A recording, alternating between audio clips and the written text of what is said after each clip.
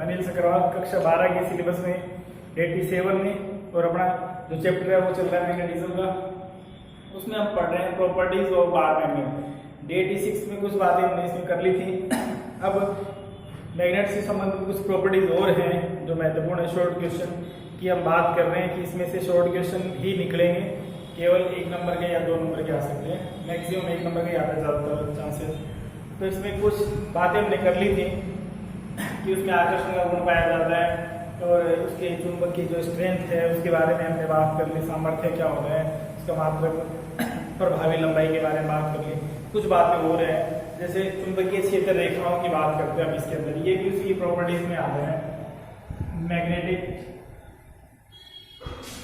Field lines एक बात पिछली क्लास में हमने की थी चुंबकीय क्षेत्र रेखाएं कि सारी जो विशेषताएं हैं वो विद्युत क्षेत्र से संबंधित हैं। जैसी विद्युत क्षेत्र की है वैसी चुंबकीय क्षेत्र की है, जो हमने पढ़ ली है, इसलिए हम उनको डिस्कस कर लेंगे, लेकिन बार बार ज्यादा रिपीट हम उनको नहीं करेंगे, शॉर्ट में डिस्कस कर लेंगे इसको। जैसे विद्युत क्षेत्र की वैसे, जैसे विद्युत क्षेत्र में द्विध्रुव की बात करते हैं, वैसे हमने कल बात की थी कि चुंबक भी बार मैग्नेट जो है वो भी एक मैग्नेटिक द्विध्रुव की तरह, चुंबकीय द्विध्रुव की तरह व्यवहार करते हैं। तो उसमें भी 2 ध्रुव होते हैं, वहां जो ध्रुव होते हैं वो प्लस और माइनस होते हैं, यहाँ जो ध्रुव होते हैं वो होते हैं नॉर्थ और साउथ। यानी एक चुंबक जो है वो भी द्विध्रुव की तरह व्यवहार करती है, जिसके जो ध्रुव हैं वो क्या होते हैं, N और S होते हैं। तो वहां पर भी हमने विद्युत क्षेत्र रेखाओं की परिभाषा लिखी थी कि ये काल्पनिक रेखाएं होती हैं जिनका उपयोग विद्युत क्षेत्र की तीव्रता को व्यक्त करने के लिए किया जाता है। वैसे यहाँ पर भी इसकी भी वही बात है कि चुंबकीय क्षेत्र रेखाएं भी क्या हैं, काल्पनिक रेखाएं हैं जिनके द्वारा चुंबकीय क्षेत्र की तीव्रता को व्यक्त किया जाता है। दूसरी बात, चुंबकीय क्षेत्र रेखाओं के किसी बिंदु पर खींची गई स्पर्श रेखा उस बिंदु पर चुंबकीय क्षेत्र की तीव्रता की दिशा को व्यक्त करती है। इसको भी परिभाषा के रूप में लिखा जा सकता है कि अगर ये कहा जाए चुंबकीय क्षेत्र रेखाओं को परिभाषित कीजिए तो क्या होती है, वे काल्पनिक रेखाएं जिनके किसी बिंदु पर खींची गई स्पर्श रेखा उस बिंदु पर चुंबकीय क्षेत्र की तीव्रता को प्रदर्शित करती हैं, चुंबकीय रेखाएं कहलाती हैं। अब इनकी कुछ विशेषताएं हैं, जैसे वहां की सामान्य बातें हैं कि जैसे वहां क्या था, प्लस से निकलती है माइनस से पहुंचती है, यहाँ क्या होगा, N से निकलती है ये रेखाएं। इनकी विशेषताएं कर रहे हैं, ये रेखाएं कहां से, N से निकलती हैं और कहां पहुंचती हैं, S पर पहुंचती है।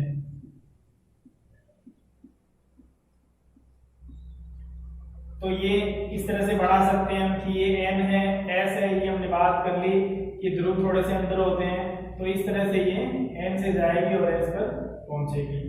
और एकल ध्रुव का अस्तित्व संभव नहीं है, ये भी हमने बात कर ली। तो हम ये तो बढ़ा ही नहीं सकते भाई N बढ़ा दिया और इसे यूं निकलते हुए दिखा दिया, ऐसा संभव, ये जो बढ़ाया हमने ये गलत है, ऐसा संभव नहीं है।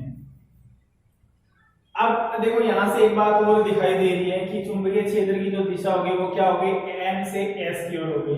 अब N से S की ओर होगी, अंदर देखें तो क्या हो गई, S से किधर जा रही है, N की ओर जा रही है। इसका मतलब 2 बातें पूछी जाती है, चुंबकीय क्षेत्र रेखाओं की जो दिशा है वो वैसे पूछी जाए नॉर्मल, तो किधर होती है, N से S की ओर। अगर ये कहा जाए चुंबक के अंदर कैसे होती है दिशा, तो उल्टा होती है, चुंबक के अंदर कैसे होती है, S से N की ओर होती है।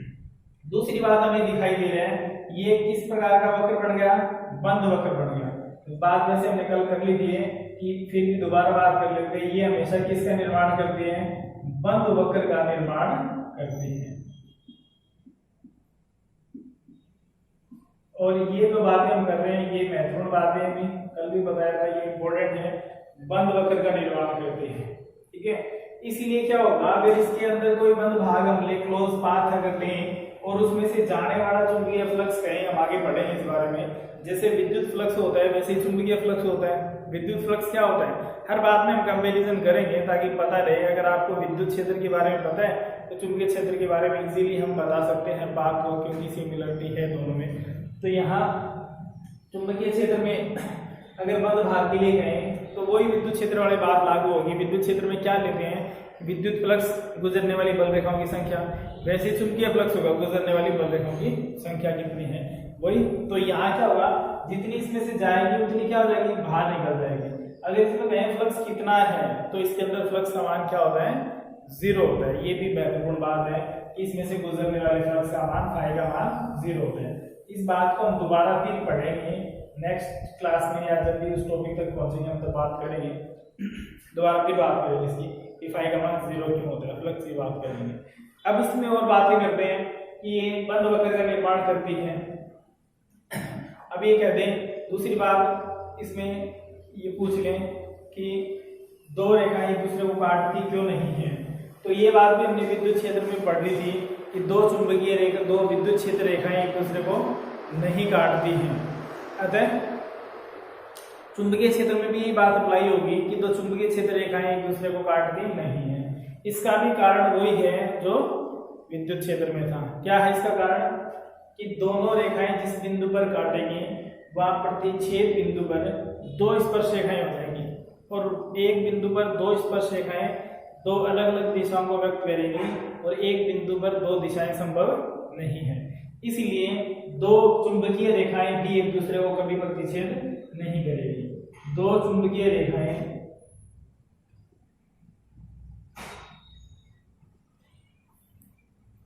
भी एक दूसरे को, ये भी महत्वपूर्ण बात है। इसी तरह की क्वेश्चन जो है इसमें 1 नंबर में क्वेश्चन इस चैप्टर से पूछे जाते हैं, इसीलिए लाइन टू लाइन सभी बातें इसके अंदर महत्वपूर्ण है। कोई भी बात पूछ ली जाए, दो चुंबकीय रेखाएं एक दूसरे को काटती नहीं है। अब क्वेश्चन क्या पूछा जाता है, जैसे विद्युत क्षेत्र में ये क्वेश्चन पूछा जाता है और आगे लिख दिया जाता है क्यों, यानी ये तो हमें दे दिया, ये नहीं पूछा जाता कि काटती है नहीं काटती, ये दे दिया जाता है काटती है, ये तो काटती है, लेकिन ये पूछ लेते क्यों नहीं काटती, क्योंकि फिर आपको क्या बताना है, फिर आपको इस तरह आप डायग्राम भी शो कर सकते हैं कि दो रेखाएं एक दूसरे को प्रतिच्छेद कर रही है। तो दिशा क्या होती है, दिशा की बात करें तो ये परिभाषा भी है इसकी, किसी बिंदु पर खींची गई स्पर्शिका, इस बिंदु पर स्पर्शिका ऐसे जाएगी तो इस बिंदु पर दिशा ये है चुंबकीय क्षेत्र की। इस बिंदु पर देखें तो ये जाएगी दिशा, ये है चुंबकीय क्षेत्र की दिशा। इस बिंदु पर देखें तो ये है। तो हर बिंदु पर खींची गई स्पर्शिका चुंबकीय क्षेत्र की दिशा को व्यक्त करती है। अब काटती नहीं है यहाँ पे, तो इस बिंदु पर देखें तो इसके अनुसार स्पर्शिका ये जाएगी और इसके अनुसार स्पर्शिका ये जाएगी। तो इस बिंदु पर चुंबकीय क्षेत्र की एक दिशा ये हो गई B1 और एक दिशा ये हो गई B2। तो ये एक बिंदु पर दो दिशाएं संभव नहीं है, यानी ये जो स्थिति हमने बढ़ाई है, ये स्थिति कैसी है, ये असंभव स्थिति है, इसलिए दो रेखाएं काटती नहीं है। अब इसका आंसर अगर आपको थ्योरेटिकली लिखना है तो क्या लिखेंगे, ये दे दिया जाएगा। आपको लिखना है यदि दो रेखाएं बिंदु पर प्रतिच्छेद करें तो प्रतिच्छेद बिंदु पर दो स्पर्श रेखाएं हो जाएंगी, टेंजेंट दो हो जाएंगी, तो वहां जो दो दिशाएं व्यक्त करेंगी और एक बिंदु पर दो दिशाएं संभव नहीं है। इस कारण दो विद्युत क्षेत्र रेखाएं एक दूसरे को इंटरसेक्ट नहीं करती हैं। ये हो गई इसकी नेक्स्ट बात। अब ये कहें भी चुंबकीय क्षेत्र की तीव्रता कहाँ ज्यादा होती है कहाँ कम होती है, तो वो भी चुंबकीय क्षेत्र रेखाओं से बताया जा सकता है। जैसे जहां पर चुंबकीय क्षेत्र रेखाएं पास पास होती हैं, जहां रेखाएं पास पास होती हैं वहां तीव्रता अधिक होती है। तीव्रता मतलब यहाँ किसकी तीव्रता बात कर रहे हैं, यहाँ हम मैग्नेटिक फील्ड की बात कर रहे हैं, मैग्नेटिक फील्ड इंटेंसिटी वह इलेक्ट्रिक फील्ड इंटेंसिटी थी वहां। तो तीव्रता का मतलब अंडरस्टूड है कि चुंबकीय क्षेत्र की ही बात कर रहे हैं, क्योंकि चुंबकत्व के बारे में ही हम यहाँ पढ़ रहे हैं। तो जहां उनके बीच की डिस्टेंस ज्यादा हो जाएगी वहां पर उनके बीच तीव्रता जो है वहां उन बिंदुओं पर तीव्रता क्या हो जाएगी, कम हो जाएगी। तो जहां तीव्रता ज्यादा कहाँ होगी, जहां पर उनके तल रेखाओं के बीच की दूरियां कम होगी, पास पास होंगी, वहां तीव्रता ज्यादा होगी, जहां दूर हो जाएगी वहां तीव्रता कम हो जाएगी।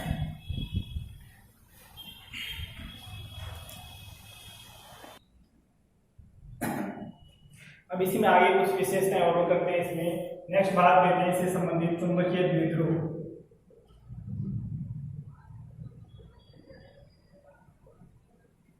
Magnetic dipole.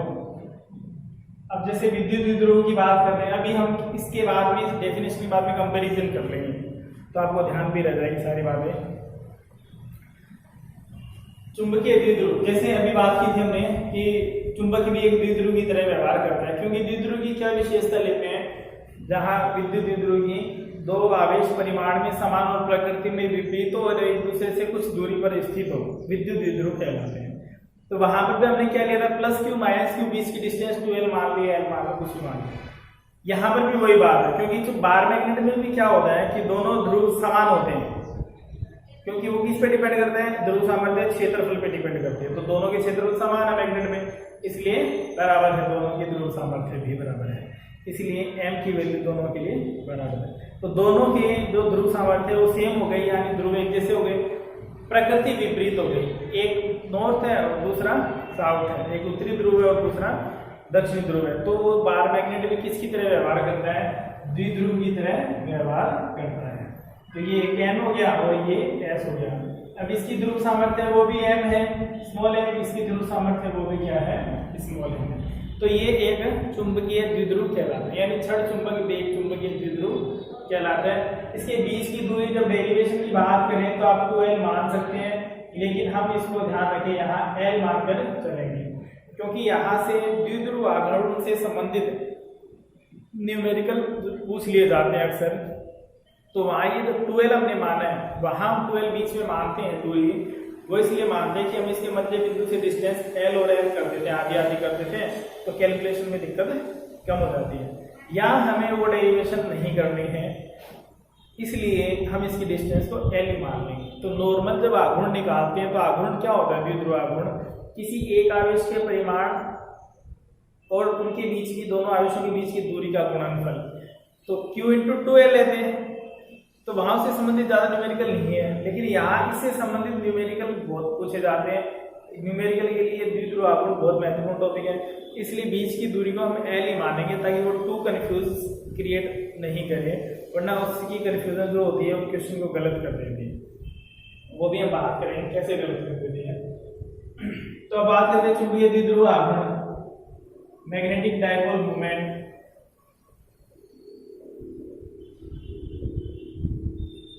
अब ये भी परिभाषा वही है, वहां उसको हमने P से लिखा था, यहाँ कैपिटल M से लिखेंगे सदिश राशि ये भी।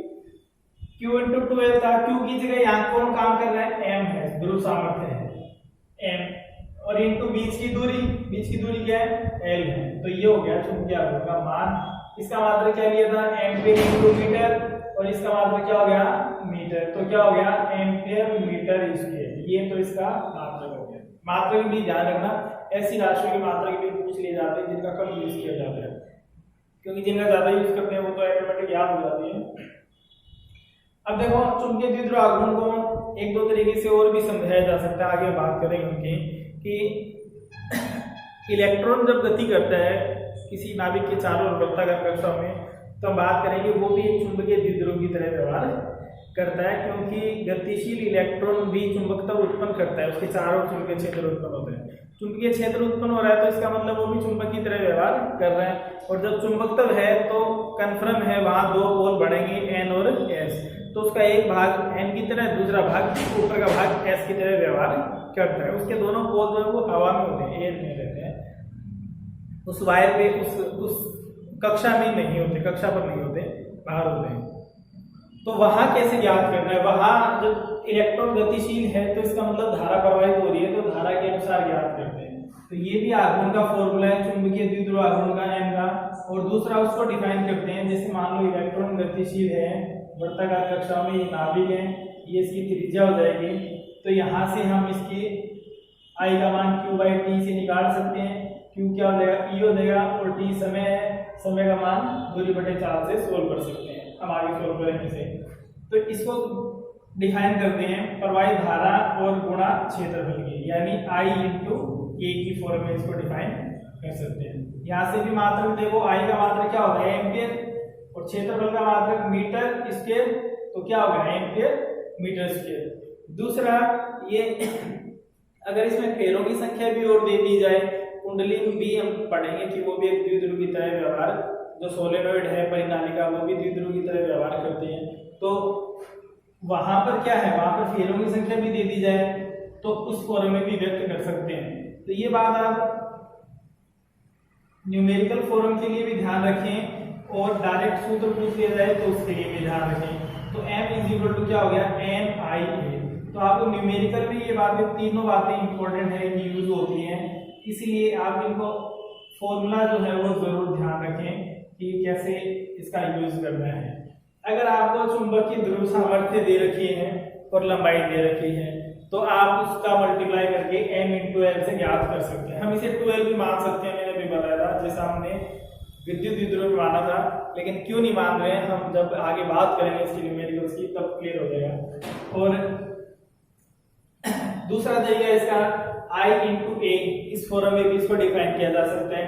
अगर आपको विद्युत धारा और क्षेत्रफल का मान दे दिया जाए, जिससे वृत्ताकार त्रिज्या दे दी जाए, तो त्रिज्या के अनुसार उसका क्षेत्रफल पाई आर स्क्वायर हो जाएगा। तो ये फॉर्मूला कैसे कन्वर्ट हो जाएगा, ये हो जाएगा I into pi r square. तो ये तो सिचुएशन पर डिपेंड करता है, कैसी सिचुएशन है उसके अनुसार क्षेत्रफल निकालना है। तीसरा, अगर आपको वहां नंबर ऑफ टर्न्स दे रखे हैं, फेरों की संख्या भी दे रखी है, then m is equal to NIA, इसके इक्वल हो जाएगा।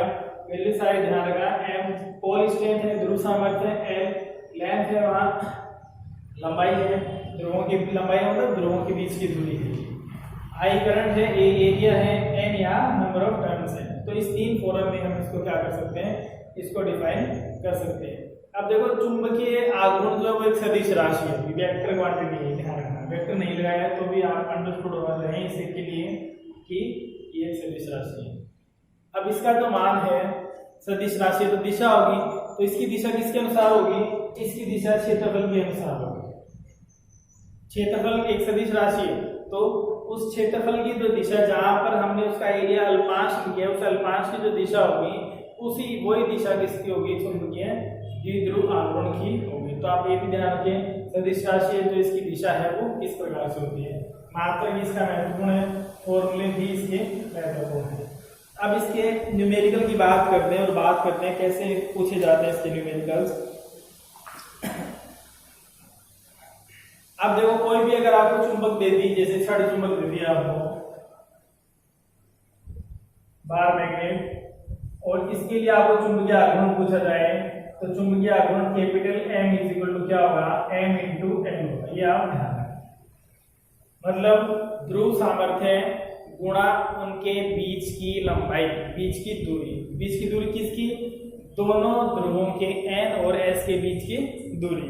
अब देखो क्वेश्चन कैसे आता है इसके अंदर, अब आते हैं क्वेश्चन पे। क्वेश्चन पूछा जाता है इसमें कि यदि किसी छड़ चुंबक को लंबाई के अनुदिश काट दिया जाए तो उसके द्विध्रुव आघूर्ण पर क्या प्रभाव पड़ेगा। यदि किसी चुंबक को, फिर रिपीट कर रहा हूं मैं, लंबाई के अनुदिश काट दिया जाए, लंबाई के अनुदिश काट दिया जाए तो क्या प्रभाव पड़ेगा। अब देखो लंबाई के अनुदिश काट दिया जाए तो ऐसे में आपको क्या करना है, जब भी किसी भी टॉपिक में ये बात आ जाए कि क्या प्रभाव पड़ेगा, तो उस टॉपिक में जिस टॉपिक से संबंधित क्वेश्चन है उसका फॉर्मूला लिख के क्वेश्चन फर्स्ट आपको देनी है, फिर आपको उसमें परिवर्तन निकालना है। परिवर्तन के लिए आपको सिचुएशन दे दी जाएगी, जैसे यहाँ सिचुएशन दी गई है कि किसके अनुदिश, लंबाई के अनुदिश काट दिया जाए। लिख देता हूं मैं, ये यदि छड़ चुंबक को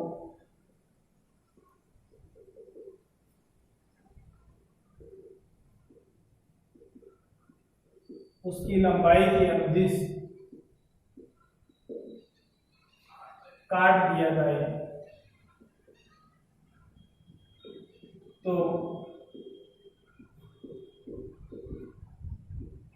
चुंबकीय द्विध्रुव आघूर्ण पर क्या प्रभाव पड़ेगा। ध्यान से समझने में सारी बातें इसी से रिलेटेड होंगी और इस एक क्वेश्चन को कितने तरीके से बदला जा सकता है वो भी अभी मैं आपको बताऊंगा।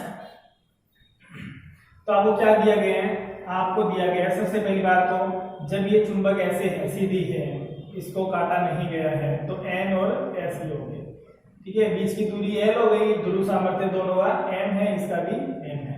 तो हमारे पास चुंबकीय द्विध्रुव आघूर्ण क्या है, m इंटू एल, ये तो है ही। अब हमें बताना क्या प्रभाव पड़ेगा। अब हमें क्या किया गया है, अब हमने इसको काट दिया, कैसे, लंबाई के अनुदिश, मतलब लंबाई को भी काट दिया। तो ये क्या है, ये इस तरह से इसमें वैल्यूज देते हैं।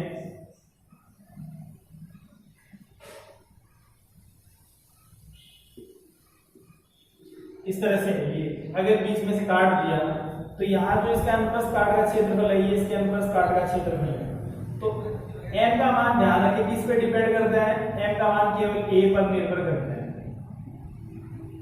m कटेगा तो ही एरिया कटेगा, वरना नहीं कटेगा। तो यहाँ अगर आप देखो इसके अंदर एरिया इसका कट गया, अनुप्रस्थ काट का क्षेत्रफल क्या हो गया, आधा हो गया। लंबाई में कोई फर्क नहीं पड़ रहा, लंबाई पहले भी l थी, अभी भी l है, लेकिन क्षेत्रफल क्या हो गया, पहले की तुलना में आधा रह गया। क्षेत्रफल आधा रह गया तो m किस पे निर्भर करता है, क्षेत्रफल पे।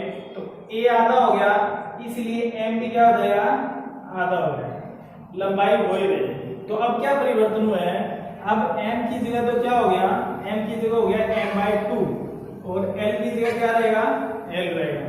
जब देखो किसी राशि में कुछ वैल्यू चेंज हो गई तो रिजल्ट भी चेंज हो जाएगी। तो यहाँ रिजल्ट क्या आ गया, m डैश मान लेते हैं। तो m की जगह तो क्या रखना है, m/2, फॉर्मूला वही है, और l की जगह क्या रखना है, l। तो वैल्यू क्या आ गई, ml/2, और ml किसके बराबर है इक्वेशन 1 में, m के बराबर है initial value of dipole moment, then m/2। Now m dash will be equal to m/2। इसका मतलब final value will be half of initial value. तो जो रिजल्टेंट वैल्यू है, इसकी परिणामी मान है, वो इसके प्रारंभिक मान का क्या रह जाएगा, आधा रह जाएगा। अब देखो हमने उसको 2l क्यों नहीं लिया था, क्योंकि अगर हम इसको 2l लेते हैं तो फिर यहाँ पर हम क्या करते हैं, 2l का मतलब क्या है, बीच की दूरी पूरी है। तो फिर अब हम इसको मल्टीप्लाई करके कैंसिल आउट कर देते और रिजल्ट में फिर हमें दोबारा फिर गुणा भाग करने पड़ते हैं। इसलिए वो दो कंफ्यूजन में नहीं डाले अपने को, इसलिए हमने उस 2 को लिया ही नहीं। बीच की दूरी हमने एज्यूम करनी थी, वो हमने कर ली। अब इस इक्वेशन को आप खुद करना, थोड़ा सा चेंज कर देते हैं इस इक्वेशन को, कि लंबाई के अनुदिश की जगह मैंने कर दिया लंबवत। थोड़ा सा मैं बता देता हूँ, बाकी सोल्व आप खुद ही करें इसे।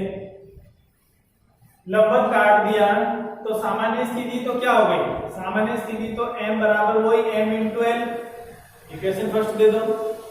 दूसरी बात क्या कर दिया इसको, ये इस तरह से मैग्नेट है, ये तो m है ही, ध्रुव सामर्थ्य है, इसकी भी m है। ये इसकी लंबाई क्या है, l है। लंबाई के लंबवत बीच में से काट दी, नहीं लिखा गया तो मान के चलो मध्य में वैसे लिख दिया जाएगा।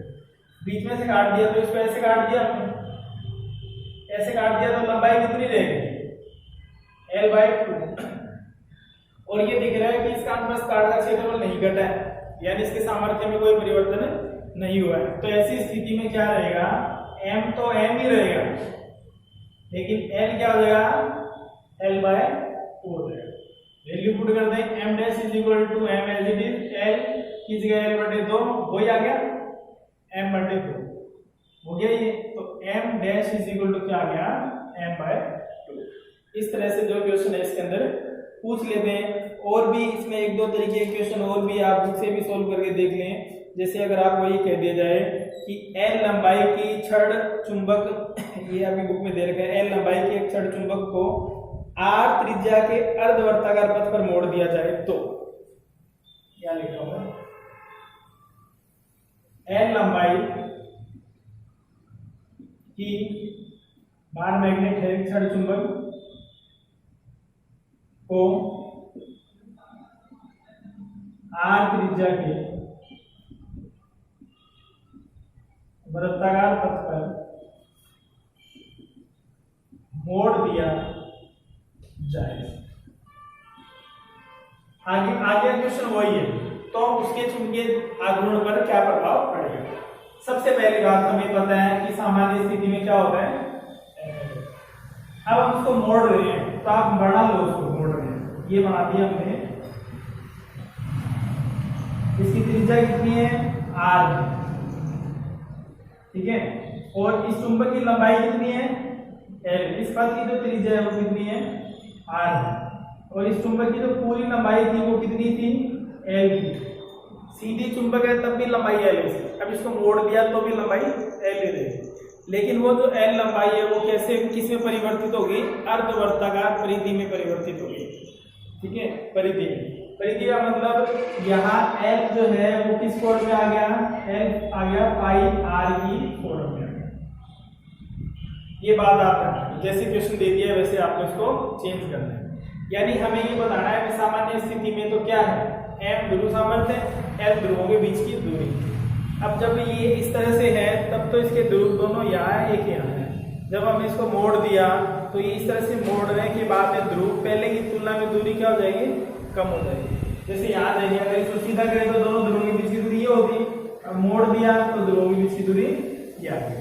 अब ध्रुवों के बीच की दूरी आ कितनी गई, वैसे देखें तो कितनी है, R प्लस R व्यास हो गया ना, ये 2R हो गई दूरी, ध्रुवों के बीच की दूरी कितनी हो गई 2R हो गई। तो यहां से देखें तो अब परिवर्तित आघूर्ण क्या आएगा, परिवर्तित magnetic dipole moment M dash is equal to क्या आएगा। अब देखो ध्रुव सामर्थ्य तो बदल ही नहीं रहा, क्योंकि अनुप्रस्थ ध्रुव सामर्थ्य तभी बदलेगा जब अनुप्रस्थ काट कटेगा, जब तक वो नहीं कटेगा तब तक नहीं बदलेगा। तो मोड़ने के बाद भी ध्रुव तो वो ये सीधे, अनुप्रस्थ काट में कोई परिवर्तन नहीं हुआ है, तो M की जगह तो M ही रहेगा। लेकिन बीच की दूरी अब क्या लेंगे, अर्धवर्ताकार बीच की दूरी लेंगे व्यास। व्यास क्या होता है 2R। अब अपने को यहाँ किसका मान चाहिए, R में तो कोई वैल्यू है ही नहीं, तुलना हमें करनी है प्रारंभिक वैल्यू से, पहले की तुलना में क्या प्रभाव पड़ेगा, क्या फर्क पड़ेगा इसमें। तो पहले की वैल्यू क्या है, ML के बराबर है, तो ML आएगा तब M रखेंगे, और तब हम बता सकते हैं बीच के, जैसे उसमें बताया आधा हो गया, दुगुना हो जाएगा, कितने गुना हो जाएगा वो तभी पता चलेगा। तो R का मान निकाले यहाँ से, तो R के मान के लिए एक रिलेशन आ गया अपने पास, वो इसको देख के पता चला है L बराबर क्या आ गया पाई R, क्योंकि पूरे वृत्त की जो परिधि है वो 2 पाई R होती है, आधा वृत्त है इसलिए पाई R। R की वैल्यू लेंगे तो क्या आ जाएगा L अपॉन पाई। ठीक है, तो M इंटू 2 इंटू R की जगह क्या रखोगे L अपॉन पाई। अब देखो M इंटू L क्या हो गया कैपिटल M, और 2 upon pi as it is आ गया, ऐसा कैसा कांस्टेंट है ये, तो इसकी जगह रख देंगे हम M dash is equal to आ गया 2 अपॉन पाई गुणा M। इसका मतलब ये भी कह सकते हो कि प्रारंभिक चुंबकीय आघूर्ण का 2 बटे पाई गुणा इसका मान हो जाता है।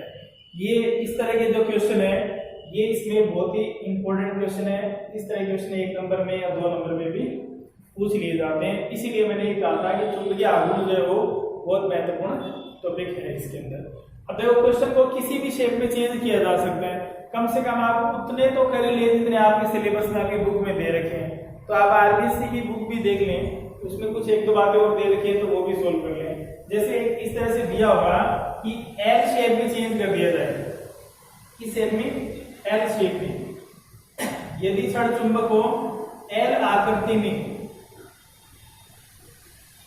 बदला जाए तो आगे क्वेश्चन वही है, तो उसके चुंबकीय आघूर्ण का मान ज्ञात करें। मैं थोड़ा बता देता हूँ, मौसम खराब है, आप सोल्व कर लेना इसे। इस तरह से बदल दिया, इनिशियल स्टेट तो क्या है m is equal to m into L, equation 1। जब आपने l में बदल दिया तो ये l/2 तो इधर आ गया और इधर का भी क्या रह गया, l/2 इधर का रह गया, आगे आधी लंबाई आ गई दोनों तरफ। लेकिन एक ध्रुव यहाँ पहुंच गया, इसमें कोई परिवर्तन नहीं हुआ, ये तो कहीं से नहीं घट रहा, तो m का m है। इस ध्रुव में भी कोई परिवर्तन नहीं हो रहा, ये भी इसकी सामर्थ्य भी m की m है, लेकिन इनके बीच की दूरी ये है, ये आपको ध्यान रखना है। तो आपको इसका कंसेप्ट ध्यान रखना है कि ध्रुव चुंबकीय द्विध्रुव आघूर्ण का जो मान है वो क्या होता है, ध्रुव सामर्थ्य और दोनों ध्रुवों के बीच की दूरी का गुणनफल होता है। तो ध्रुव सामर्थ्य तो अगर कहीं चेंज हो रही है तो हम उसको चेंज कर लेंगे, नहीं हो रही है तो m ही लेना। बीच की दूरी देखनी है कि दोनों ध्रुव कहां पहुंच गए, उनके बीच की दूरी लेनी है। तो बीच की दूरी ये कर्ण आएगा इसका, ये हो गया आधार, ये हो गया लंब और ये हो गया कर्ण। तो कर्ण स्क्वायर क्या होता है, आधार स्क्वायर प्लस लंब स्क्वायर अंडर रूट, तो l square by 4 plus l square by 4, तो इसका क्या लेना है अंडर रूट, क्या आ जाएगा 2l स्क्वायर बाय 4 का अंडर रूट, और ये आ जाएगा l को तो बाहर निकाल लेंगे और ये 2 हो जाएगा l अंडर रूट 2, तो ये गुजर क्या आ जाएगी l अंडर रूट 2 आ जाएगी।